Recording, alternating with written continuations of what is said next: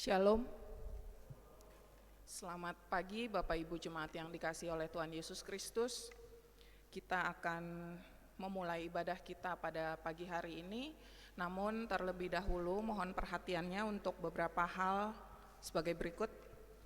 Yang pertama, untuk menjaga ketertiban dan kenyamanan bersama, mohon untuk Bapak Ibu yang membawa handphone agar nonaktifkan suara panggilan masuk, bisa di-off-kan atau di-silent handphonenya. Kemudian yang kedua, bagi yang membawa anak-anak, mohon agar menjaga anak-anaknya untuk tetap tenang selama mengikuti ibadah. Kemudian yang ketiga, untuk sampah agar tidak ditinggalkan di dalam ruang ibadah. Demikian himbauan untuk pagi ini. Baik, kita akan mempersiapkan hati dan pikiran kita untuk masuk dalam ibadah hari ini. Pada pagi hari ini ibadah akan dilayani oleh Bapak Pendeta Benyamin Gottlieb STH MAC, Pendeta Non-Gembala Sidang dari Sinode GKO dari Majelis Sinode. Tema pada hari ini adalah dahulu cinta uang, sekarang cinta Tuhan, yang terambil dari pertama Timotius 6 ayat 2b sampai 19. Kita akan masuk dalam saat teduh. Teduhkanlah hatimu, tenangkanlah pikiranmu, dan arahkanlah dirimu bagi Allah yang perkasa, tatkala engkau memasuki hadirat-Nya yang kudus. Kita bersaat teduh.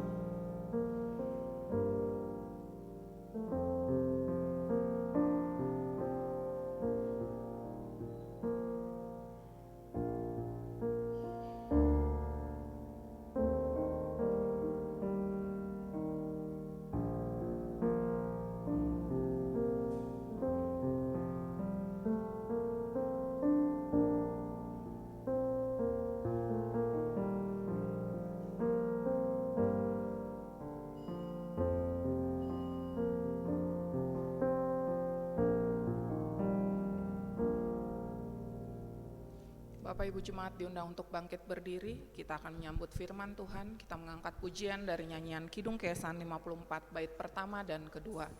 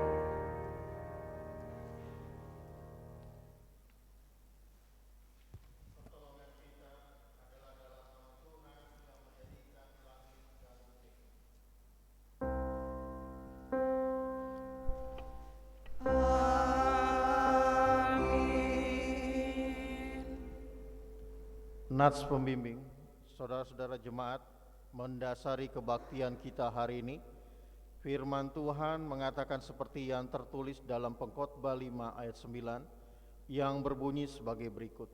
Siapa mencintai uang tidak akan puas dengan uang, dan siapa mencintai kekayaan tidak akan puas dengan penghasilannya, ini pun sia-sia. Kasih karunia dan damai sejahtera dari Allah Bapa kita dan dari Tuhan Yesus Kristus menyertai kamu.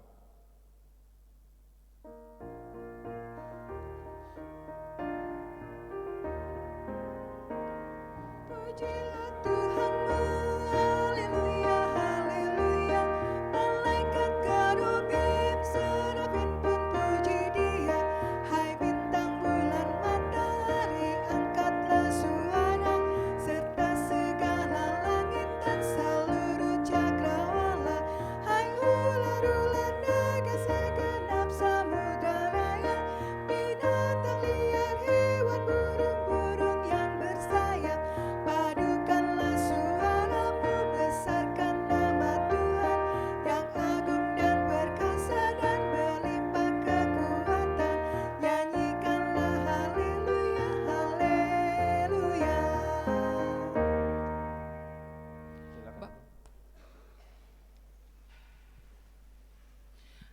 Marilah saudara sekalian, dengan rasa sesal dan malu dan dengan segala kerendahan hati, kita mengaku bersama-sama akan dosa-dosa kita. Ya Bapa Maha Kudus yang penuh pengasihan, kami mengaku kepadamu seperti kami mengaku satu kepada yang lain, bahwa kami telah bersalah, baik dalam pikiran, perkataan, perbuatan, maupun dalam kegagalan kami untuk berbuat baik. Segala kekurangan kami sebagai orang percaya, kelemahan iman dan ketidaksetiaan kami mengaku kepadamu. Tuhan, kasihanilah kami. Segala kekurangan kami sebagai jemaat-Mu yang telah Kau kuduskan di dunia ini, salah paham, kepudaran pengharapan, pementingan diri, kami mengaku kepadamu. Kristus, kasihanilah kami. Segala kekurangan kami sebagai gereja yang telah Kau utus ke dalam dunia ini, ketidakjelasan dalam kesaksian kami mengaku kepadamu. Tuhan, kasihanilah kami. Berilah kami pengampunan dan damai sejahtera, bebaskan kami dari dosa-dosa, dan baharuilah hidup kami dalam Yesus Kristus, Juru Selamat dunia. Amin.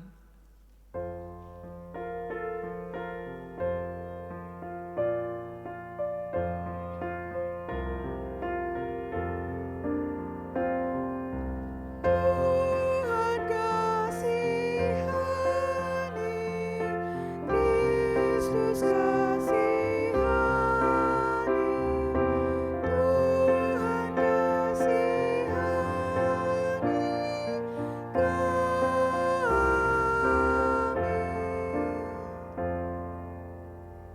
Berita pengampunan dosa. Yesaya 44 ayat 22. Aku telah menghapus segala dosa pemberontakanmu seperti kabut diterbangkan angin, dan segala dosamu seperti awan yang tertiup. Kembalilah kepadaku, sebab aku telah menebus engkau. Di atas janji Tuhan itu, saya selaku hamba Yesus Kristus memberitakan pengampunan dosa sudah berlaku demi nama Bapa, Anak, dan Roh Kudus bagi setiap saudara yang dengan sungguh-sungguh menyesal, mengaku kepada Allah, dan bertobat dari semua dosanya. Amin.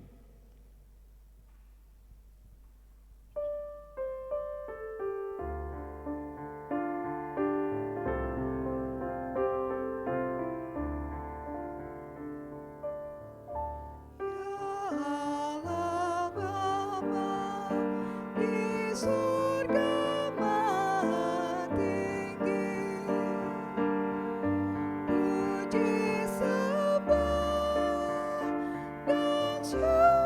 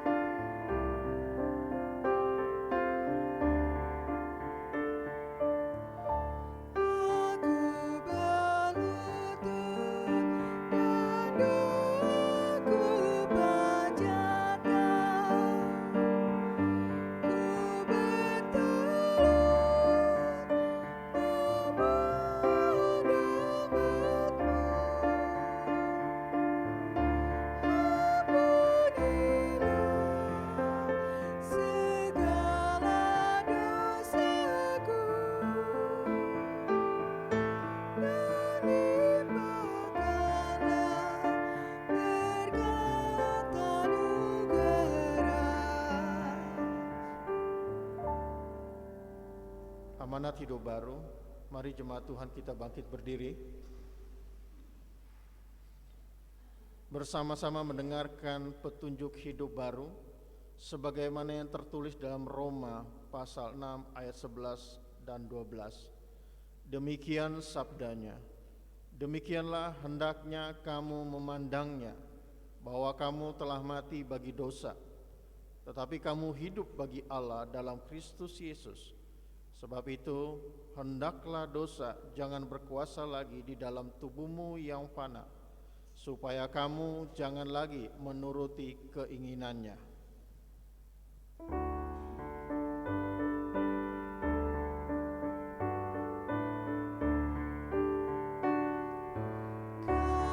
Kasihani kami ya Tuhan.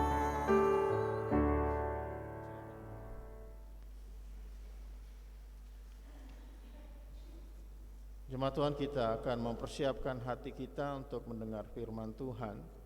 Kita akan menyanyikan Kidung Keesan 353 bait pertama dan bait yang kedua.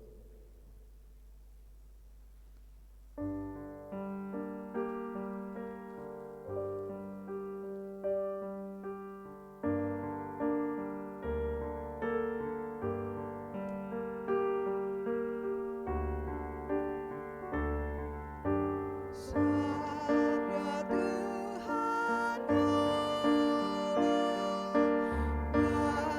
bagai dirus hujan, turun menyirami tanah dan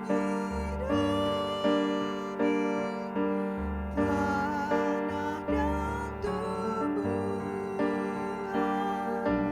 langit maupun bumi.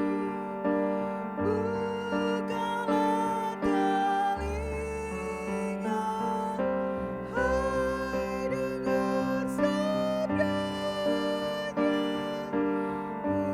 umat manusia.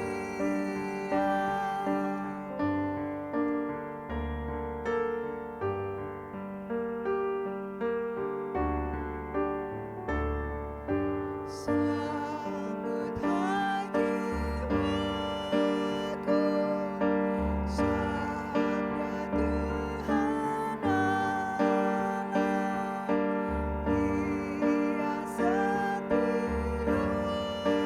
Ia setia,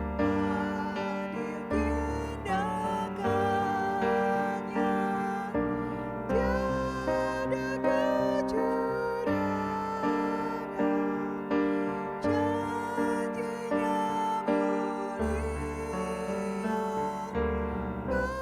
pasanglah telinga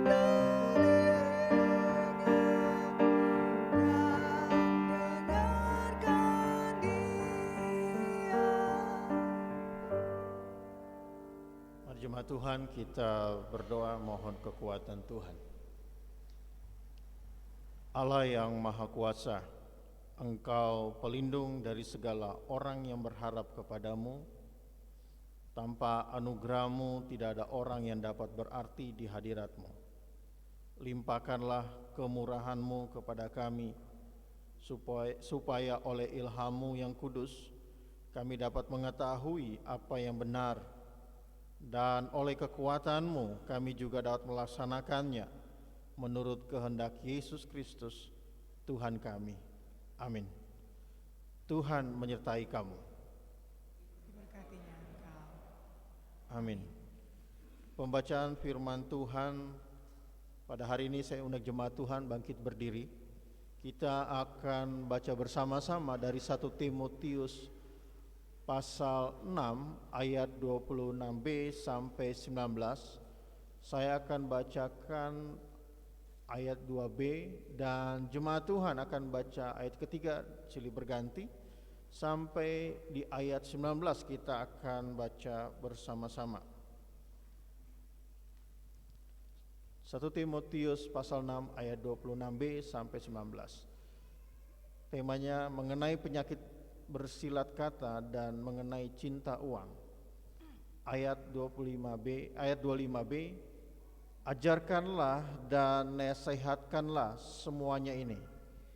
Jika seorang mengajarkan ajaran lain dan tidak menurut perkataan sehat, yakni peran Tuhan kita Yesus Kristus, dan tidak menurut ajaran yang sesuai dengan ibadah kita, Ia adalah seorang yang berlagak tahu padahal tidak tahu apa-apa.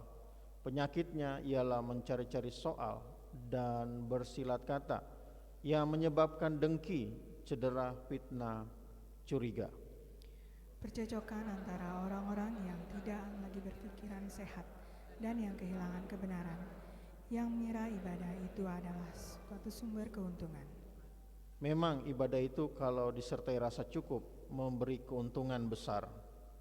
Sebab kita tidak membawa sesuatu apa ke dalam dunia, dan kita pun tidak akan membawa apa-apa keluar. Asal ada makanan dan pakaian cukuplah. Tetapi mereka yang ingin kaya terjatuh ke dalam pencobaan, ke dalam jerat dan ke dalam berbagai hawa nafsu yang hampa dan yang mencelakakan, yang menenggelamkan manusia ke dalam keruntuhan dan kebinasaan. Karena akar segala kejahatan ialah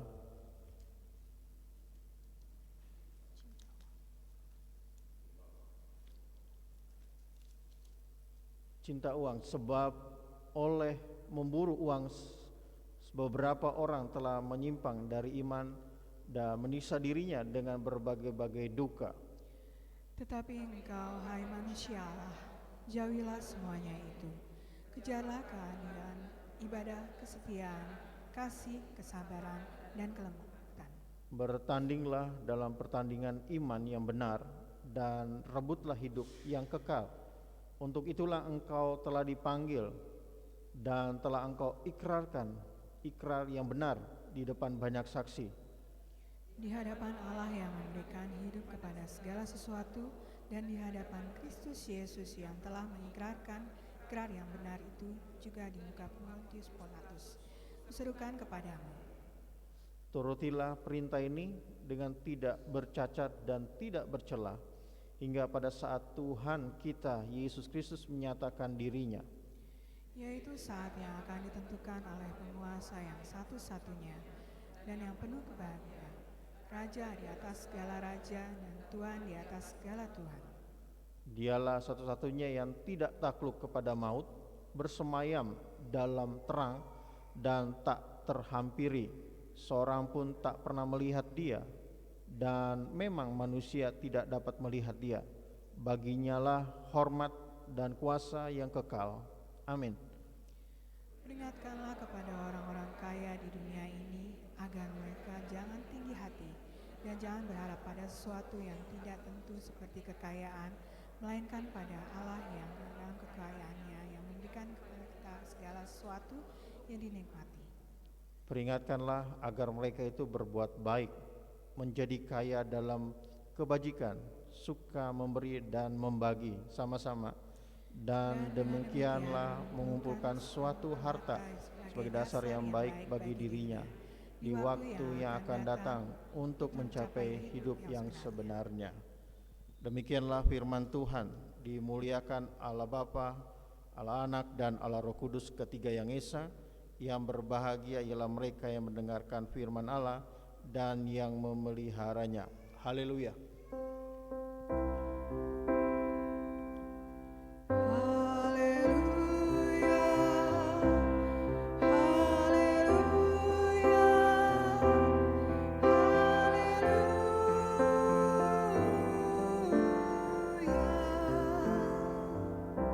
Silakan duduk.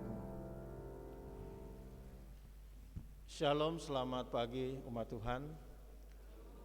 Pada pagi hari ini tema yang diberikan sinode bagi kita adalah dahulu cinta uang, sekarang cinta Tuhan. Bapak Ibu, saudara yang terkasih dalam Yesus Kristus, jemaat Tuhan yang ada di GKO Depok 1 ini, kita bersyukur bahwa di dalam kehidupan kita tentu tidak lepas dari anugerah Tuhan. Tapi mari kita melihat Paulus kepada Timotius, anak didiknya. Dia mau mengatakan bahwa di dalam kehidupan dan pelayanan tentu ada banyak sekali tantangan. Dan Timotius diingatkan oleh Paulus untuk selalu fokus kepada panggilan dia sebagai pelayan Tuhan. Dan hari ini kita bicara atau tema yang diberikan adalah dahulu cinta uang, sekarang cinta Tuhan. Kalau kita melihat ayat pembacaan tadi cukup panjang, tentu kita melihat poin-poinnya adalah yang kita bisa ambil bersama adalah di ayat 1 dan kedua itu sebenarnya tidak bisa dipisahkan. Tapi kita bisa melihat itu Paulus sedang membicarakan kewajiban para hamba. Siapakah hamba itu? Hamba adalah kita semua. Nah, kita adalah hamba. Ayat 3 dan 5 itu berbicara tentang ada guru-guru palsu, pengajaran-pengajaran yang akan membingungkan dan menyesatkan umat Tuhan. Dan kalau lihat ayat 6 dan sampai 10 itu tentang ibadah dan juga ada keserakahan di dalamnya. Dan di ayat yang ke-11 dan 12 itu ada kita bisa lihat apa yang harus dijauhi oleh Timotius dan apa yang harus dikejarkannya atau dikerjakannya oleh Timotius. Nah, ini nasihat Paulus kepada Timotius. Dan di ayat yang 13 dan 16 itu sebuah perintah yang sungguh-sungguh harus dikerjakan. Dan di ayat 17 sampai 19 itu perintah bagi orang-orang kaya. Dan itu harus dikerjakan juga. Nah, Bapak Ibu saudara terkasih dalam Yesus Kristus, ketika kita bicara cinta uang, semua orang juga cinta uang. Kalau nggak ada uang, kita nggak bisa buat apa-apa, gitu kan? Semua butuh uang. Kita mau pergi kemana juga butuh uang. Kita mau sekolah, kita mau kerja, kita mau ke rumah sakit, kita kemana saja butuh uang. Tapi ada tapinya, bahwa uang itu bukan menjadikan fokus kita, harus menjadi utama dalam hidup kita. Firman Tuhan katakan banyak orang yang berbuat salah di dalam memiliki fokus cinta uang. Karena tadi ayat 10 cinta uang itu akar dari segala kejahatan. Nah, orang akan berusaha dengan berbagai cara untuk mendapatkan uang. Entah uangnya dengan cara mendapatkan dengan baik atau tidak baik. Karena itu prinsip yang pertama yang bisa kita ambil di dalam kehidupan kita sebagai umat Tuhan, bahwa kita harus melatih mental kita, melatih di dalam kehidupan kita bersama. Bapak Ibu, saya teringat ketika membeli sebuah rumah untuk akhirnya menjadi pos pelayanan di Cilengsi itu, ketika saya merintis di sana, rumah yang saya beli untuk gereja itu hasil daripada beberapa umat yang menyumbang dan juga orang yang tergerak membantunya. Nah, waktu saya datang kepada pemiliknya, saya ingin membeli rumah itu, Bapak Ibu, dia cukup kasih harga yang tinggi. Waktu itu di zaman tahun 2000 berapa ya? 2010, saya lupa, 2010 atau 2011. Nah, dia minta harga yang cukup bagi saya atau gereja atau pos pelayanan itu tidak cukup uangnya saat itu. Dan saya nggak kehilangan akal atau putus asa. Saya bicara sama Tuhan, doa dalam Tuhan gimana caranya bisa pos pelayanan Cilengsi ini bisa memiliki rumah ibadah. Dan Tuhan kasih hikmat saya, ambil uang itu, taruh di kantong plastik, bawa ke orang tersebut. Bapak Ibu, saya ketemu orangnya bersama pengurus Cilengsi waktu itu. Dan rumah itu tadi dia minta harganya 150 juta. Dan saya datang dengan pengurus bawa uang di kantong plastik hitam itu, uangnya hanya 50 juta. Dan saya bicara sama orangnya, langsung saya buka uangnya di depan dia, saya bilang, "Pak, kami hanya punya uang segini." Apa yang terjadi? Hatinya berubah. Dia bukan orang percaya. Jadi saya melihat begini, biasanya manusia bicara uang mempunyai standar yang lain, tapi begitu lihat uang dia berubah. Dia langsung berubah hatinya. Dia bilang, "Oke, saya ambil." Langsung diambil. Dia begitu lihat uang di kantong plastik 50 juta, dia ambil. Saya bilang, "Pak, hitung dulu." "Enggak, saya percaya sama Bapak." Ya sudah. Jadilah transaksi pada situ. Artinya begini Bapak Ibu, tidak semua orang seperti itu. Tapi mari kita melihat uang bukan menjadikan standar hidup kita yang utama. Paulus ingatkan dalam hidup kita bersama, Kristus yang paling utama dalam hidup kita. Kalau Kristus dalam hidup kita yang utama, kita cukup menjadikan segalanya cukup. Cukup hari ini kita bisa makan, cukup kita punya pakaian, gak berlebihan gitu, gak berlebihan. Karena Paulus mengatakan, siapakah Paulus ini? Kita tahu Paulus adalah orang yang dalam tanda petik orang yang mengerti hukum Taurat. Dia mengerti tentang apa yang harus dia kerjakan dan dia lakukan. Paulus orang pintar. Dia punya hak kewarganegaraan bangsa Roma. Dia dari suku Benyamin. Tapi bukan suku saya. Kebetulan namanya sama. Tapi mari kita lihat bahwa Paulus dia juga orang-orang yang mengerti apa yang harus dia kerjakan tadi saya katakan. Dan saya mengatakan zaman itu Paulus orang kaya. Kenapa? Dia mengerti dengan baik dan benar. Dia juga salah satu orang-orang yang di kelompok-kelompok dalam tanda petik yang berdiri bersama dengan orang-orang tua-tua di Israel gitu.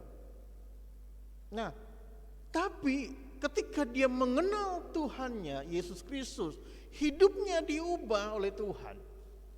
Fokusnya bukan lagi bicara tentang gelar. Dia fokus tidak mencari kehormatan. Dia tidak bicara tentang jabatan. Tapi dia sedang mencari fokusnya kepada Kristus. Makanya Paulus mengatakan melatih dirinya. Dia berbicara memberikan gambaran seperti perlombaan. Berlomba-lomba untuk mencari kebenaran. Berlomba-lomba fokusnya kepada Kristus. Bapak Ibu saudara yang terkasih dalam Yesus Kristus, dunia akan menawarkan berbagai cara di dalam kehidupan manusia di muka bumi ini. Orang bisa sejahtera kalau punya uang. Ya kan? Mau minta apa udah ada uang. Segalanya ada. Tapi caranya salah. Kita nggak jauh-jauh, kita lihat berita televisi. Kita kenal FS yang sekarang lagi heboh, belum selesai kasusnya. FS ini kita tahu bersama seorang polisi yang biasa tadinya. Saya coba membaca beliau, dia dulu orang yang sangat sederhana ketika masih tugas di tempat lain. Dia bersama istrinya selalu rajin ke gereja, selalu beribadah. Tuhan percayakan dia makin hari makin naik. Tapi coba lihat, ketika dia jabatan makin tinggi, orang memandang dia dan fokus dia sudah berubah. Sudah berubah. Tadinya dia ada di jalurnya Tuhan, tapi dia sudah melenceng jauh. Kalau kita nonton berita, uang yang di rumahnya cukup banyak ya. Ketika diperiksa di bunkernya itu ada 900 berapa M ya atau triliun lah. Saya lupa, tapi itu cukup banyak dan belum yang lain-lainnya. Dan ternyata lihat orang ini, FS ini juga termasuk orang yang dianggap orang yang kejam. Orang takut semua. Semua perjudian dia menguasai. Semua narkoba dia yang tahu. Lihat Bapak Ibu. Kalau orang mau jabat menjadi naik Kapolres, itu melalui dia. Ya. Istrinya pun juga berubah. Dulu cinta Tuhan tapi berubah menjadi cinta yang lain. Artinya apa? Ini bisa kebalik. Dan ini bisa terjadi kepada siapapun dalam hidup kita. Kalau orientasinya sudah berubah. Sehingga Paulus mengingatkan kepada Timotius yang masih muda. Bahwa dia harus mengerjakan. Dia melatih dirinya sebagai pelayan Tuhan. Banyak hamba-hamba Tuhan fokusnya berubah. Hanya sekedar dalam tanda petik untuk mencari keuntungan. Jemaat bisa diperah, harus bisa menghasilkan bagaimana memberi yang terbaik. Ini bisa juga salah. Di era-era 80-90 kita banyak kenal dulu disebut successful. Saya tidak bicara gereja, tapi ini doktrin yang sangat membuming pada saat itu. Fokus orientasinya bukan Yesus lagi. Fokusnya kepada uang. Berubah. Orang bisa berubah ketika lihat sudut pandangnya, melihat siapakah yang di dalam hidupnya. Uang bisa berubah menjadi baik, tapi uang juga bisa berbuah jadi negatif. Tergantung bagaimana kita mengaturnya dan mengolahnya dengan baik. Bapak Ibu Saudara terkasih dalam Yesus Kristus, kita melihat Ratu Elizabeth II Inggris yang sudah meninggal. Saya ketika membaca autobiografinya cukup luar biasa, Bapak Ibu tentu tahu.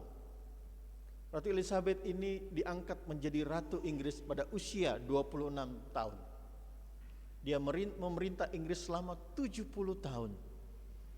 Selama perjalanan dia memimpin bangsanya atau negara Inggris, belum pernah dia kedapatan cacat dalam tanda petik kasus moral, etika, dan segalanya. Dan Ratu Elizabeth selalu memegang teguh firman Tuhan dalam kehidupannya. Ratu Elizabeth ini orang Anglikan, sangat ortodok. Megang teguh bahwa Alkitab telah menjadi pondasi, menjadi fokus dalam hidupnya.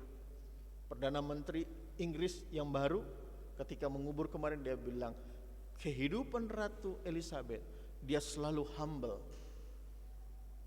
Tapi di sisi lain dia mendisiplin anak-anaknya. Coba kalau kita lihat, Pangeran Charles kita tahu bersama, dia didisiplin oleh ibunya. Bahkan cucunya Pangeran Harry juga kena disiplin. Kenapa tegas? Karena berdasar firman Tuhan.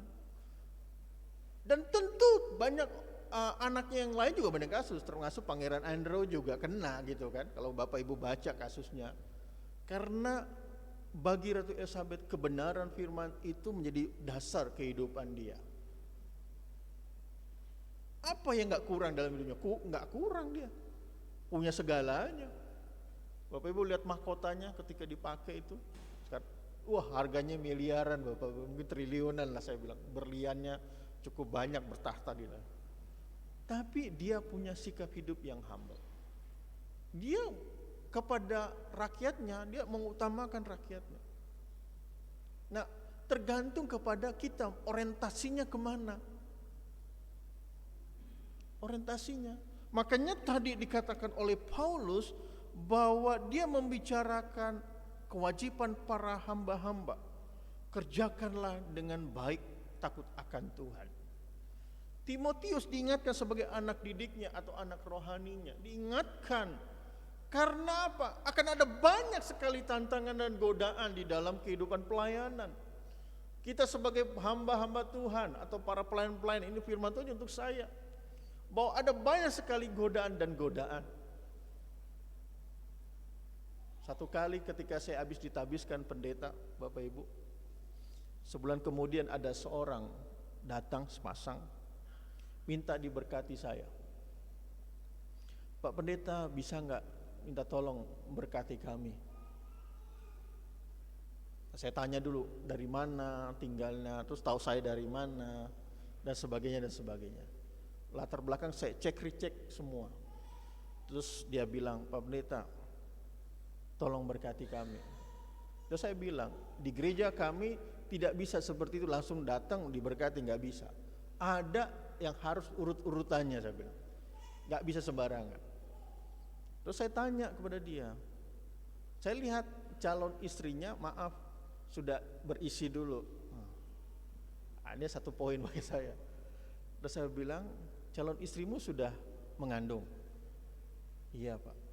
Kamu gak bisa bohongin saya tahu. Coba.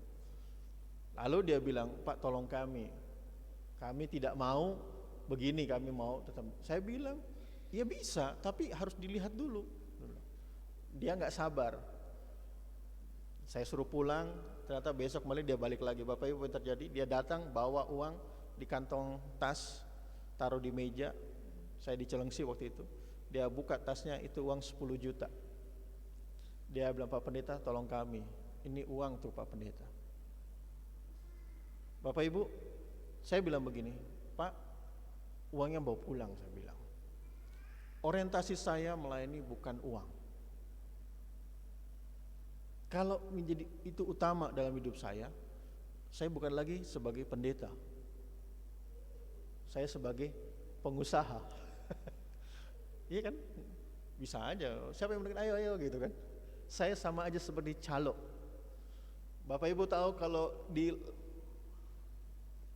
Itu dulu ada Pulau Gadung ya, saya masih ingat Pulau Gadung itu selalu ketika saya masih bagi mahasiswa mau kuliah ke Jogja selalu naik bis, saya suka naik bis waktu itu. Jadi selalu orang bilang, ayo Jogja, Jogja, Jogja gitu kan. Tapi begitu saya naik, orang yang tadi teriak nggak pernah ke Jogja, cuman teriak aja di situ. Waktu saya naik, lihat kok mana yang tadi teriak udah nggak ada. Jadi itu calo yang hanya berteriak-teriak. Dan saya katakan kepada bapak tersebut, Pak, saya tidak bisa memberkati bapak. Saya sangat kasihan, saya bilang. Tapi kalau bapak mau cari pendeta lain, silakan, saya bilang. Tapi GKO punya aturan, saya bilang. Karena saya di bawah GKO. Silakan. Dia pergi dengan hati yang mungkin kesal, dongkol dan sebagainya. Ya sudahlah, saya bilang. Bukan saya tidak mau menolong. Tapi kalau dia mau ikut aturan kita, bisa diberkati. Tapi ikutin aturan kita dulu, saya bilang. Ternyata banyak saya selidiki, maaf ya. Ternyata banyak dia masih punya istrinya. Istri yang lama. Lalu saya tanya suratnya, cerainya. Enggak tahu. Ya sudah, saya bilang saya enggak bisa melayani. Carilah yang bisa memberkati. Nah, inilah bagi kita bersama ada banyak godaan dan godaan. Tentu tidak mudah Bapak Ibu. Apalagi ketika hamba Tuhan terpepet tapi tidak terjepit ya. Ketika dia ada di situasi yang tidak menguntungkan dia, ketika dia sedang kekurangan, di situ godaan ada banyak, tantangan akan banyak. Tapi di situ kita ingat firman Tuhan. Paulus mengatakan tadi bahwa keinginan daging itu begitu kuat dan besar, tapi roh itu yang akan menolong kita. Tidak mudah Bapak Ibu. Nah contoh tadi, beberapa contoh saya berikan. Tapi Paulus mengingatkan kepada kita bersama, saya selama jadi hamba Tuhan, godanya banyak sekali Bapak Ibu. Tapi itu bukan menjadi utama. Ketika sakit, gak ada uang, kebutuhan, bagaimana ini butuh uang? Sudah saya sama istri bilang, kita berdoa. Saya bilang, berdoa, Tuhan sendiri yang punya acara. Ya udah doa. Dan Tuhan bisa buka jalan. Memang tidak mudah Bapak Ibu. Tapi ini mari kita bersama prinsip kebenaran firman Tuhan. Yang kedua, kita diajar oleh Paulus untuk selalu waspada, selalu berjaga-jaga. Karena apa tadi firman Tuhan katakan, kalau kita baca di ayat 9 dan 10, tentu di situ katakan, tetapi mereka yang ingin kaya terjatuh ke dalam pencobaan, ke dalam jerat dan ke dalam berbagai-bagai nafsu yang hampa, yang mencelakakan, yang menggelapkan manusia ke dalam keruntuhan dan kebinasan karena akan segala kejahatan ialah cinta uang. Uangnya enggak salah. Uangnya enggak salah. Yang salah ketika kita mulai fokus kita berubah, oriented kita berubah. Siapa yang enggak butuh uang? Semua butuh uang. Enggak salah uangnya. Tapi yang salah ketika kita menjadikan uang itu menjadi nomor satu sebagai Tuhan kita. Yesus tergeser dalam hidup kita. Uang. Semua orang cinta uang, tapi uang bukan segalanya. Tapi tanpa uang kita juga nggak bisa buat apa-apa. Artinya tadi saya mau katakan bahwa kalau Kristus menjadikan fokus dalam hidup kita bersama, Yesus menjadi orientasi dalam hidup kita, Yesus segala-galanya, dialah sumber dari segalanya, maka Allah di dalam Yesus Kristus yang akan menolong kita, memberkati kita, bahkan memelihara hidup kita. Yesus memberikan gambaran, lihat burung-burung di udara yang tidak ada yang pelihara mereka, tapi Allah pelihara mereka. Bukankah kita berharga daripada seekor burung? Lihat bunga bakung di padang yang begitu indah, tapi sebentar aja keindahannya. Karena itu saudara berharga di mata Tuhan, katanya. Kita berharga dan Tuhan Yesus tidak akan meninggalkan kita. Dia akan pelihara hidup saudara dan saya. Walaupun tertati-tati, walaupun ada banyak goncangan, ada banyak silih berganti tantangan, ada banyak sekali pencobaan-pencobaan dalam hidup saudara dan saya. Tapi ketika kita berjalan bersama Kristus, maka Allah lah sumber dalam Yesus Kristus yang akan menolong, memberkati, dan juga akan menyediakan tepat pada waktunya. Amin. Itu menjadi prinsip hidup kita. Kadang-kadang kita melihat Tuhan gak ada jalan keluar. Ini dikit lagi Tuhan. Bagaimana dan sebagainya. Saya gak beri contoh yang lain. Contoh saya sendiri Bapak Ibu. Karena kalau contoh lain belum tentu saya tahu. Contoh dari sendiri-sendiri. Ketika saya melihat kehidupan anak-anak saya sekolah, saya bilang Tuhan, maaf Bu, udah waktu itu gak jadi gembala. Ketika sakit, udah gak gembala. Gimana ini 3 anak sekolah?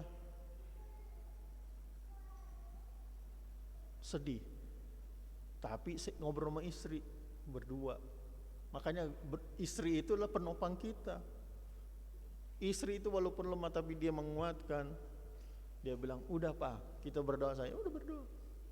Ya nangis sama-sama berdoa. Saya bilang, udahlah Mah, jual semuanya. Jual mobil, jual motor, jual cincin kawin, jual mah. Karena harus makan untuk hari-hari. Mulai dari nol. 2018 baru Tuhan percayakan saya menjadi seorang guru. Gak pernah terpikir menjadi seorang guru. Gak pernah. Tapi Tuhan pelihara. Sehingga anak-anak saya bisa selesai. Dan tidak ada satupun anak saya tidak sekolah. Yang 2 sudah selesai SMK dan mereka sudah mulai bekerja. Dan yang 1 sedang masuk di dalam sekolah SMK yang perempuan. Secara matematika nggak cukup. Bapak Ibu, kita tahu kalau di sini ada yang guru, berapa sih gaji guru? Nggak melebihi dari UMR. Saya masuk dengan gaji yang 700.000. Saya sendiri yang Kristen di situ Bapak Ibu. Walaupun itu di bawah Yayasan Angkatan Laut. Tapi saya Tuhan belajar setia. Tuhan, orientasiku bukan uang. Tapi aku melayani anak-anak yang membutuhkan Kristus.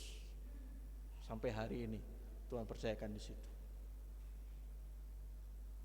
Ketika masuk rumah sakit, kemarin Bapak Ibu bulan lalu saya masuk rumah sakit. Habis pelayanan dari GKO Purna 1, saya ngantuk. Karena full di sekolah itu ada workshop terus karena sekarang ini dari Kementerian Pendidikan itu banyak sekali kurikulumnya banyak yang berubah dan itu saya harus belajar workshop terus. Wah, dari pagi sampai malam kecapean kan. Minggu melayani Purna 1, GKO Purna 1, saya bawa kendaraan motor dan hari itu harus ngantar anak saya karena besok dia ada perlombaan 17 Agustus di sekolah. Hari Minggu itu selesai pelayanan, saya ngantuk dan saya coba membeli kopi Good Day. Saya coba ingin minum supaya gak ngantuk gitu. Tapi begitu minum setengah jam kemudian saya kolaps. Ternyata ada batu empedu yang tidak boleh saya minum. Wah, saya cepat-cepat ke rumah saya. Jadi waktu di rumah, untuk di pom bensin di Kelapa Gading itu saya isi bensin, tiba-tiba nggak enak, mulai keringat dingin, kok kayak sempoyongan. Tapi napas saya nggak sesak. Saya pinggirkan motor. Saya duduk, saya berdoa Tuhan tolong saya. Makin lama lagi perasaan saya itu nggak enak, udah nggak enak. Saya minta security di polisi bisa antar saya di depan rumah sakit karena untuk pertolongan pertama, karena sudah nggak enak. Diantarlah ke sana. Dan harus PCR dulu, Bapak Ibu. PCR apakah kena COVID atau tidak? Ternyata tidak. Dan terus-terusnya akhirnya dokter harus CT scan dan hasilnya ketahuan bahwa ada batu empedu yang keluar di saluran saya, dia mau keluar. Dan itu menghambat. Bapak nggak boleh minum kopi dan teh dan sebagainya, goreng-gorengan. Turunin berat badan. Saya kemarin tuh 95 dan sampai hari ini saya mau 2 bulan tidak makan nasi. Makannya apa? Makannya singkong rebus. Singkong rebus, ubi rebus dan semuanya direbus. Pertama nggak enak Bapak Ibu, keliengan atau pusing karena nggak makan nasi. Tapi lama udah biasa. Dan kemarin saya kembali cek periksa lagi, ternyata berat badan saya sudah turun jadi 87 dari 95, 87. Celana yang lama kepake lagi, baju yang lama muat lagi. Dan saya melihat begini, waktu berobat dokter bilang harus dioperasi 80 juta. Saya bilang nggak punya uang, gimana? Saya hanya berdoa, Tuhan tolong saya. Dokter bilang harus operasi Pak. BPJS nggak bisa. Orang rumah sakit swasta gitu, nggak bisa. Karena untuk pertolongan nggak bisa. Udah saya bilang, saya mau pulang. Saya bilang karena udah seminggu, biayanya sudah membengkak. Saya bilang, udahlah saya bilang kita pulang. Dokter nggak mau, Pak, Bapak nggak boleh pulang. Harus diperiksa lagi, lab. Ambil semuanya, diperiksa lagi. Dan hasilnya baik, semua baik. Ya udah boleh pulang. Bapak Ibu, ketika di dalam situasi sulit pun, saya mengajak kepada kita bersama, tetap fokus kepada Yesus. Sekalipun gak ada jalan keluar menurut kita, tapi fokus kepada Kristus, Yesus sebagai sumber dalam kehidupan kita, dia akan menolong tepat pada waktunya. BPJS gak berlaku, gak bisa. Saya punya prudensial, gak mengcover semua, gak bisa. Satu hanya datang ke Yesus, datang ke Tuhan. Tuhan tolong saya, aku hambamu, gak ada jalan keluar Tuhan, gak ngerti.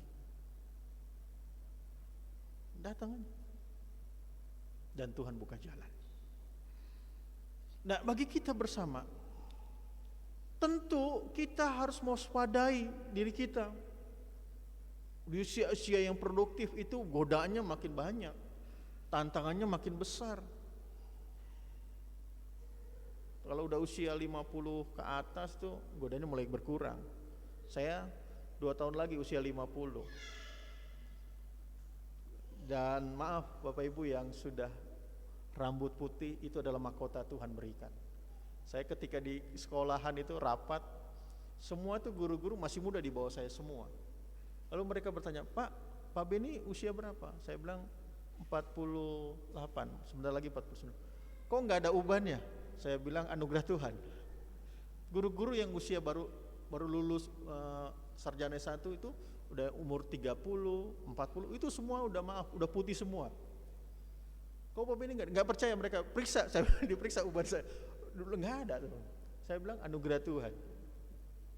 Bukan hebat dan kuat, saya bilang ya karena Tuhan. Karena dia nggak tahu, saya pernah di kemo.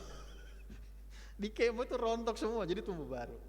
Nah, bagi kita bersama, tentu dalam perjalanan hidup kita masing-masing ada naik turun dalam kehidupan keimanan kita kepada Tuhan.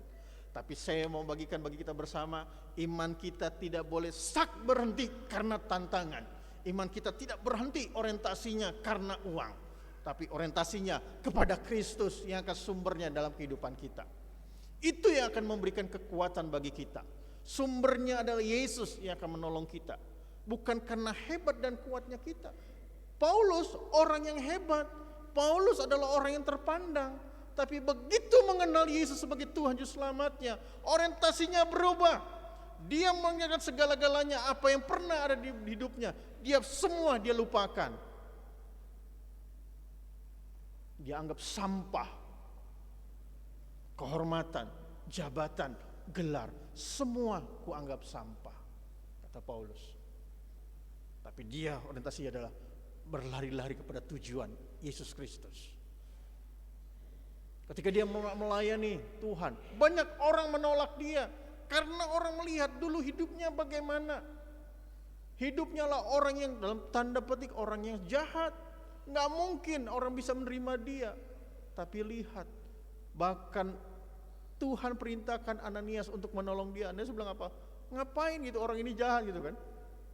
Tapi Tuhan bilang, aku mau pakai dia. Orang ini setia. Dan lihat, berubah. Tuhan bisa mengubah dulu yang tidak baik jadi baik. Berubah. Dia fokus kepada Kristus. Demikian kehidupan kita. Kita pun bisa dalam perjalanan hidup kita ada banyak sekali tantangan, bisa berubah. Pandangan kita bisa berubah. Cara hidup kita bisa berubah kalau tidak fokusnya kepada Kristus. Bisa berubah. Tapi ketika Kristus tinggal dalam hidup kita, maka cukuplah segala sesuatu yang dalam hidup kita. Kita nggak butuh lagi segala-galanya. Bukan nggak butuh uang, kita butuh uang. Tapi Yesus yang terutama dalam hidup kita. Kristus tinggal dalam hidup kita, cukup. Bisa makan, bisa minum, bisa tidur, cukup. Lihat orang-orang kaya, gak bisa tidur mereka. Mikirkan bagaimana uang ini dijaganya, bagaimana ini tidak habis. Ya tadi saya beri contoh FS tadi, Bapak Ibu udah tahu. Tentu kejahatan demi kejahatan yang dia buat, tentu tidak dia damai sejahtera. Dan tepat tiba waktunya terungkap semua gitu, kebuka semua. Dan itu pelajaran bagi kita. Orang yang dulu cinta Tuhan berubah, orientasinya udah berubah dengan dunia. Tapi ada orang yang dulu cinta Tuhan, dia bisa berubah menjadi cinta Tuhan.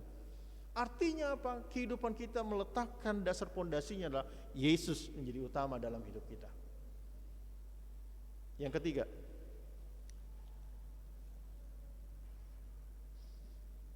ayat 11 sampai 19 itu mengajarkan kita bahwa menjadi kaya itu enggak salah, tapi menjadi kekayaan sebagai berkat untuk memberkati.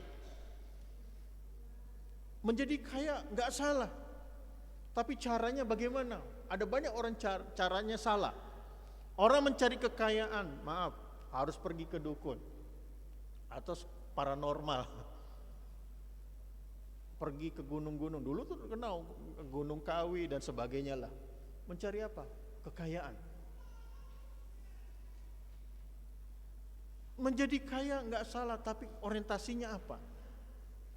Orang bisa menjadi jadi kaya, misalnya korupsi.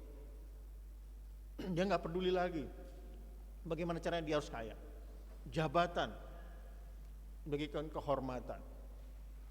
Kalau ini menjadi dasar utama kita, cepat atau lambat, saya mengatakan itu tidak akan bertahan lama. Kalau orientasinya itu jabatan, harta,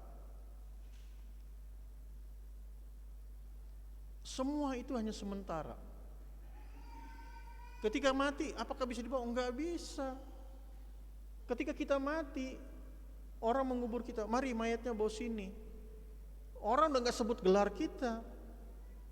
Mari si bapak atau si ibu A atau B bawa sini. Enggak, dia gak bilang lagi profesor, dokter, S1, S2, S3-nya, S5, S lilin. Enggak, udah enggak.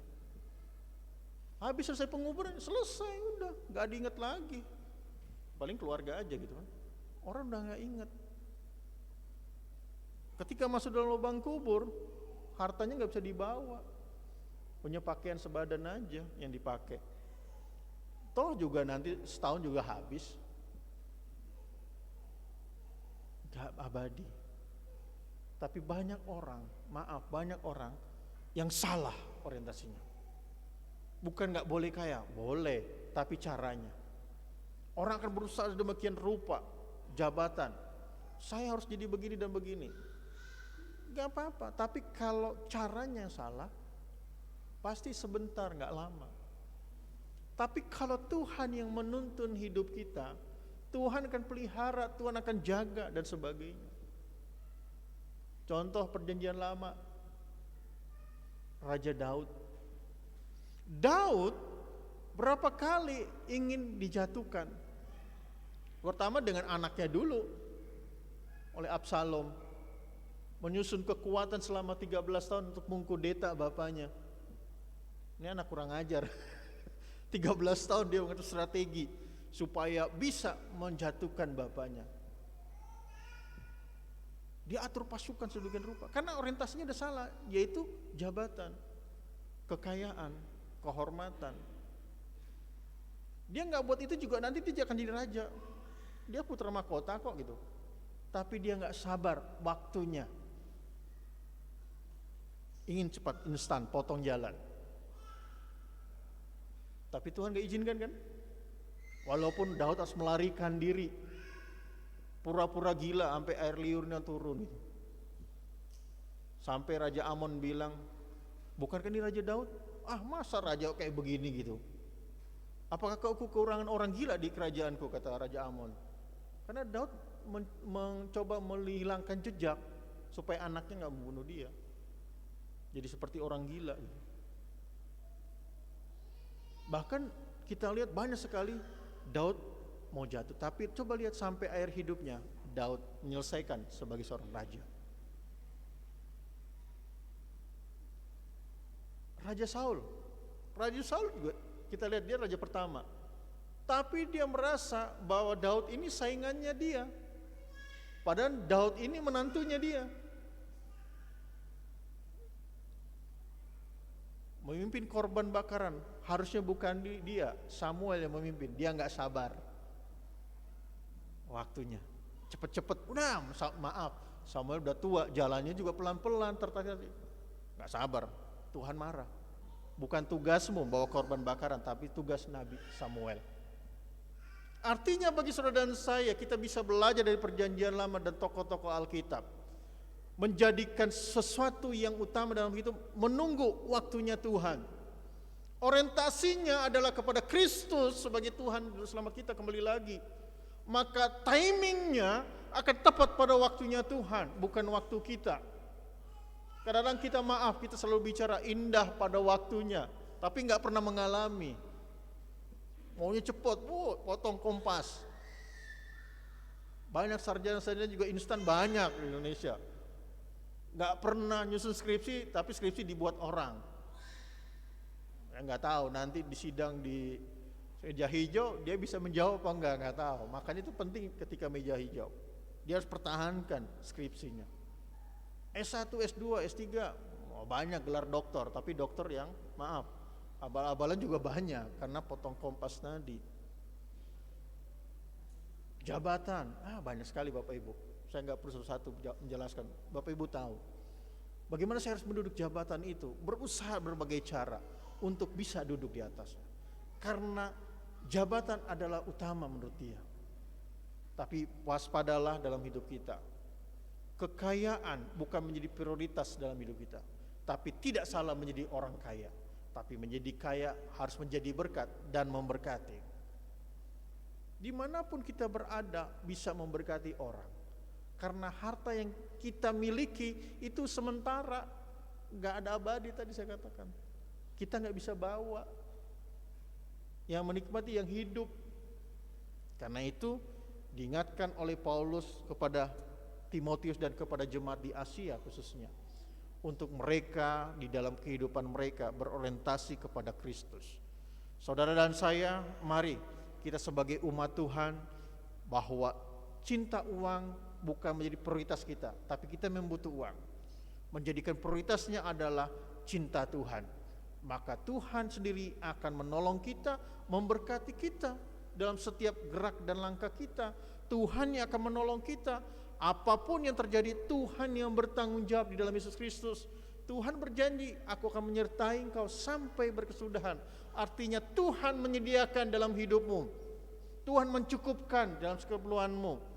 Asalkan kita tetap percaya kepada Dia. Yesuslah sebagai Tuhan dan sumber dalam kehidupan kita. Amin. Tuhan Yesus memberkati kita semua.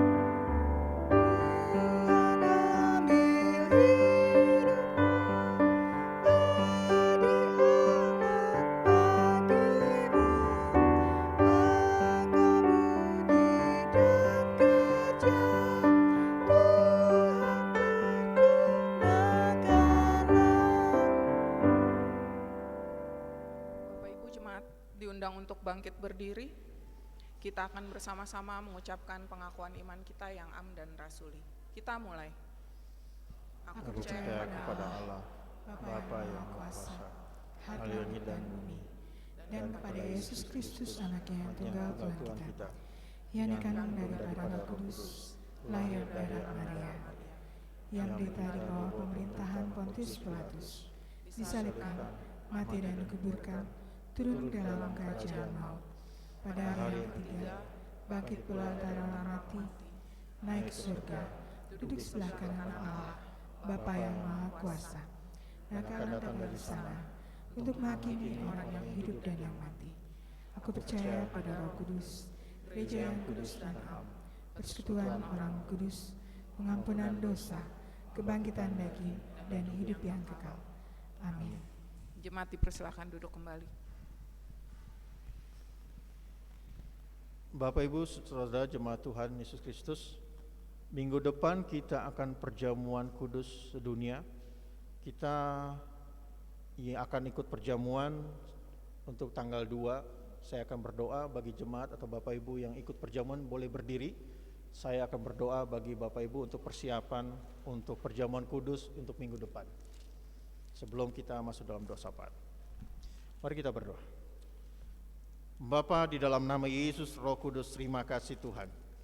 Saat ini hamba berdoa bagi kami semua yang akan ambil bagian dalam perjamuan kudus pada tanggal 2 Oktober. Tuhan menolong kami sehingga kami dapat siap menerima perjamuan kudus pada tanggal 2 Oktober Tuhan. Siapkan hati kami, roh kami, jiwa kami untuk menerima perjamuan kudus. Biarlah hati dan pikiran kami tertuju kepada Engkau Tuhan. Kami menjaga hidup kami menjaga kekudusan kami, sehingga kami semua dapat layak menerima perjamuan kudus pada tanggal 2. Berikan kesehatan bagi jemaat Tuhan yang akan menerima perjamuan kudus pada tanggal 2 Tuhan. Di dalam nama Tuhan Yesus Kristus kami berdoa dan mengucap syukur. Amin. Silakan duduk.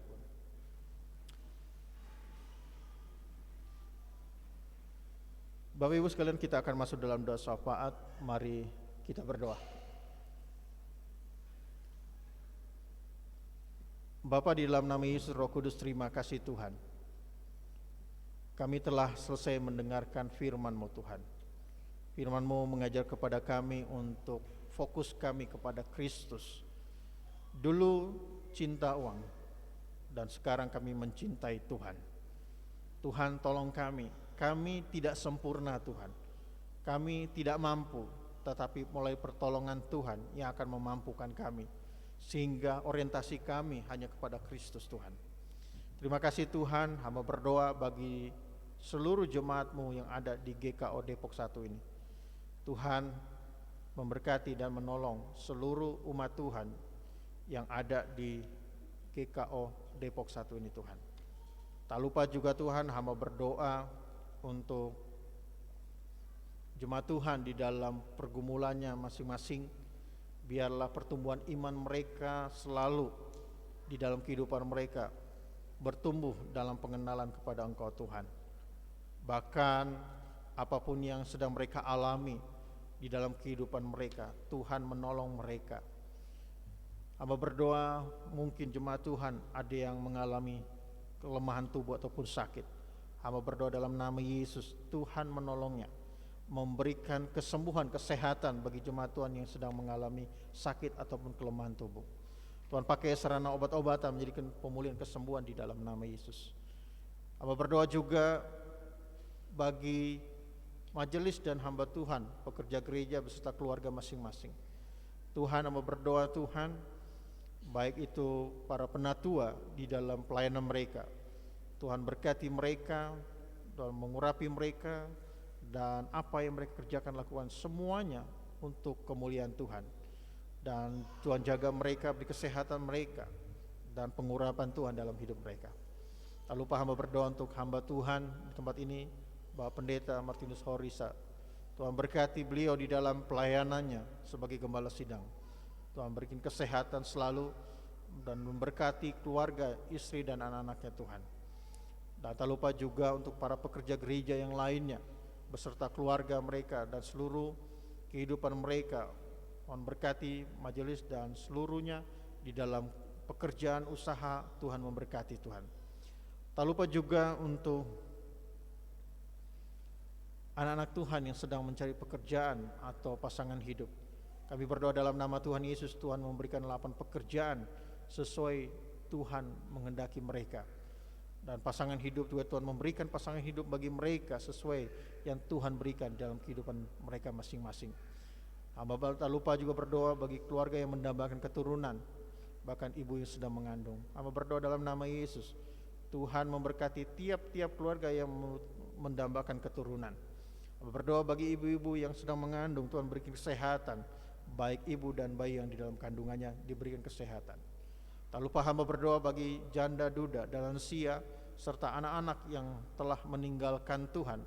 Hamba berdoa Tuhan di dalam nama Yesus, Engkau mencukupkan, Engkau memberikan mereka kekuatan, memberi kesehatan bagi mereka. Tak lupa juga anak yang telah meninggalkan Tuhan. Hamba berdoa dalam nama Yesus, Tuhan menggerakkan hati mereka untuk kembali menerima Engkau dan kembali kepada Engkau sebagai Yesus sebagai Tuhan Selamat mereka Tuhan. Terima kasih Tuhan. Hamba berdoa untuk pemerintahan Kota Depok, pusat serta bangsa dan negara kami Indonesia. Tuhan berkati sehingga pemerintahan kami dari tingkat tertinggi sampai terendah pun, mereka yang duduk di dalamnya boleh menjalankan tugasnya dengan sebaik mungkin Tuhan. Tak lupa juga Tuhan, pemerintahan Kota Depok yang ada, Tuhan juga memberikan hikmat sehingga semuanya boleh damai sejahtera, dan Tuhan juga memberikan sejahtera bagi Kota Depok dan sekitarnya Tuhan. Kami berdoa Tuhan, wabah virus corona tidak berkembang dan Tuhan hentikan di dalam nama Yesus, sehingga semuanya dapat melakukan segala kegiatan dan aktivitas Tuhan. Dan terlebih pemulihan ekonomi pun terjadi di bangsa kami Indonesia Tuhan. Tak lupa juga hamba berdoa bagi jemaat yang sakit dalam pemulihan, Ibu Sumihar Tobing, Ibu Lemina Turlip Sihaloho, Ibu Josina Mairuhu, Ibu Fransina Mairuhu, Ibu Novi Alex, Ibu Sudarman, Ibu Damaris Marpaung, Ibu Juliana Mairuhu, Ibu Supartina Makatipu, Ibu Siti Sukadarsi Tukiar, Ibu Uce, Ibu Tuti Pujastirin, Ibu Suprihatin, Ibu Minauli Situmorang, Boru Simamarta, Bapak Sugito, Bapak Heri Laisina, Bapak Teddy Sianturi, Saudara Vigo Ari Aldi Aheri. Tuhan, hamba berdoa semuanya Tuhan menjamah dalam nama Yesus. Darah pendidikan Tuhan mengalir dalam hidup mereka, memberikan kesembuhan dan pemulihan di dalam nama Yesus. Obat-obatan yang diberikan dokter menjadikan sarana penyembuhan dan pemulihan. Terima kasih ya Tuhan. Hamba berdoa juga bagi keluarga-keluarga yang ada pada hari ini, keluarga Bapak Pendeta Bernard N. Sirait MTH, keluarga Bapak Budianto, keluarga Bapak Daphne Sian, keluarga Bapak Insinyur Mauli Simamora, keluarga Bapak Erik Latuperisa, keluarga Bapak Profesor Dr. Harisi Manjuntak, Bapak Sedok P. Hutapea, Ibu Penatua Rita Pinta Polina Panjaitan, keluarga Bapak Sanyoto, keluarga Bapak Timski Kartika Sudiseno. Tuhan berkati 10 keluarga ini senantiasa di dalam kasih anugerah-Mu, dan semuanya dalam keadaan baik dan damai sejahtera daripada Tuhan memberkati. Terima kasih ya Tuhan. Hamba berdoa bagi kami semua yang pada hari ini hadir, baik yang di rumah, yang ikut ibadah melalui online pun, Tuhan berkati. Tak lupa juga kami yang berbagian dalam pelayanan, Tuhan berkati kami yang liturgi, memainkan musik, bahkan sung leader, berpersembahan, semuanya Tuhan berkati. Semua kami boleh menyerahkan semua pelayanan kami pada hari ini untuk kemuliaan Tuhan. Terima kasih ya Tuhan. Kami berdoa untuk sinode, kami serahkan dalam tangan Tuhan. Tentu ada banyak sekali tantangan dan gejolak-gejolak. Tuhan berikan damai sejahtera bagi GKO, seluruh GKO Tuhan. Hamba tahu ada banyak sekali di dalam persoalan, di dalam sinode kami Tuhan. Tentu menjadikan prioritas kami adalah Yesus. GKO hadir di Indonesia bukan satu kebetulan, tapi Tuhan bahwa semuanya boleh menjadi satu bersama-sama untuk kebaikan dan kemuliaan Tuhan. Biarlah para pendeta tidak terjadi clash, tidak berseberangan. Hamba berdoa dalam nama Yesus. Baik para majelis-majelis boleh bersama-sama menanggalkan keinginan daging. Bukan keinginan kami yang menjadi utama, tetapi Kristus yang menjadi utama dalam hidup kami. Terima kasih Tuhan. Berdoa semuanya untuk hormat dan kemuliaan dan keagungan bagi-Mu Tuhan. Di dalam nama Yesus, seperti Tuhan Yesus telah mengajarkan doa kepada kami. Bapa kami yang di sorga, dikuduskanlah namamu, datanglah kerajaanmu, jadilah kehendak-Mu di bumi seperti di sorga.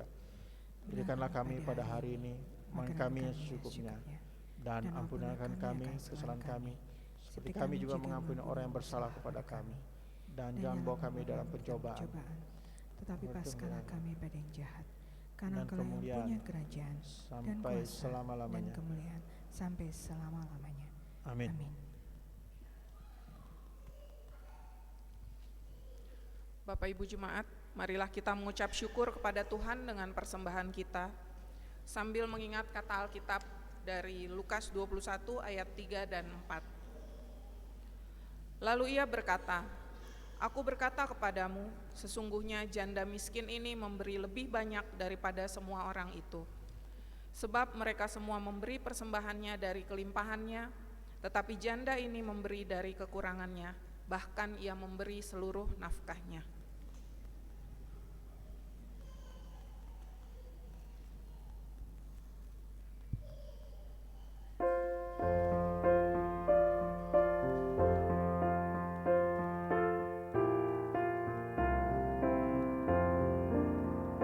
Sekarang bersyukur, hayati mulut tangan, sempurna dan besar, segala karya Tuhan, diberinya kita pun anugerah dan berkat yang tak terbilang, terus semula dan tetap.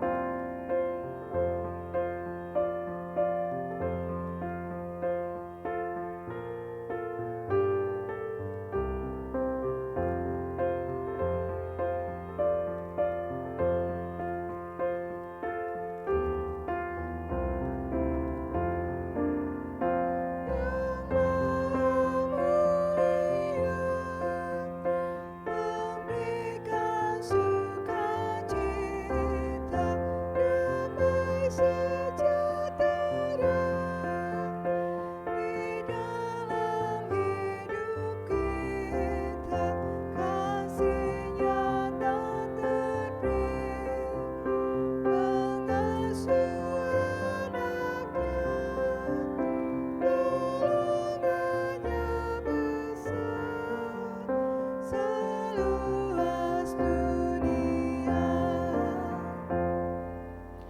Bapak Ibu diundang untuk bangkit berdiri. Kita akan mengucap syukur dalam doa yang kita ucapkan bersama-sama. Kita berdoa. Ya Tuhan, terimalah persembahan syukur kami ini, yaitu dari umat yang telah Tuhan selamatkan. Jadikanlah persembahan syukur ini menjadi suatu berkat bagi pelayanan kasih dan keadilan. Amin.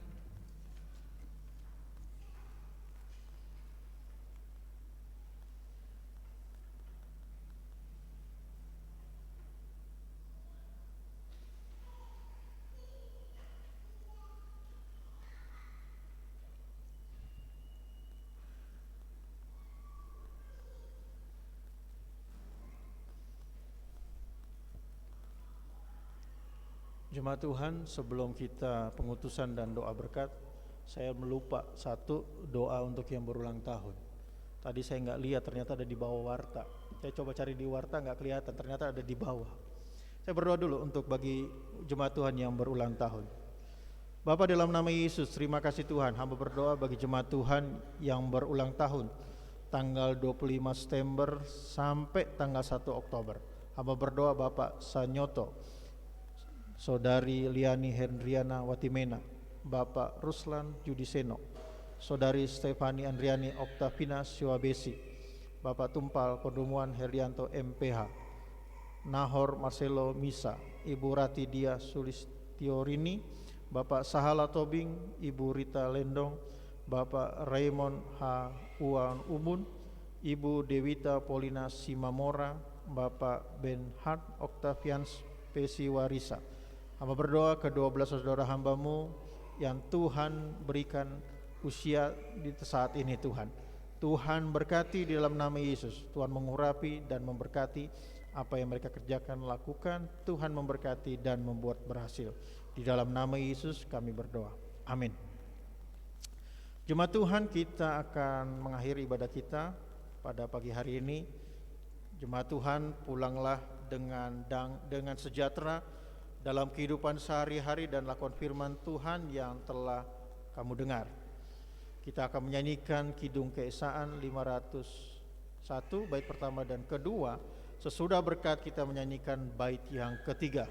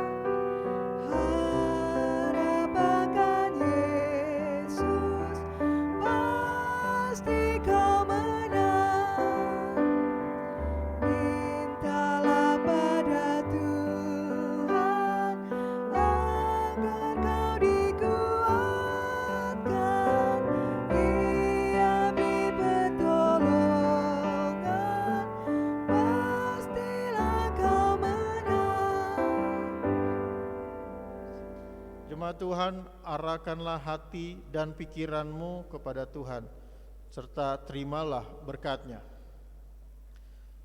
Tuhan memberkati engkau dan melindungi engkau. Tuhan menyinari engkau dengan wajah-Nya dan memberi engkau kasih karunia. Tuhan menghadapkan wajah-Nya kepadamu dan memberi engkau damai sejahtera. Amin.